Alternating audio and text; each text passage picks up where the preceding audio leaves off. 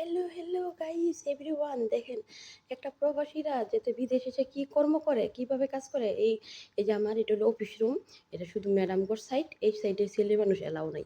এই যে দেখছেন সকালবেলা আসছি 6টা থেকে আমার ডিউটি শুরু হয়। প্লিজ দেখেন এই যে সুন্দর করে ক্লিন করছি যাতে একটু ময়লাও যাতে না পাওয়া যায়। দেখেন দেখেন এইভাবে আমরা এসে এই যে 6টা বাজে আসছি, এই 2-3 ঘন্টা সব ক্লিন করছি, সব ক্লিন ক্লিন কইরা এখন দেখেন এখন আমি নাস্তা খেতে যাব। এভরিওয়ান আমার লাইফটাই যে ম্যাডামদের ওয়াশরুম, এই যে আপনাদেরকে দেখাইতেছি, এটা হলো মাখজান বলে, মানে সব মাল সামানা রাখার।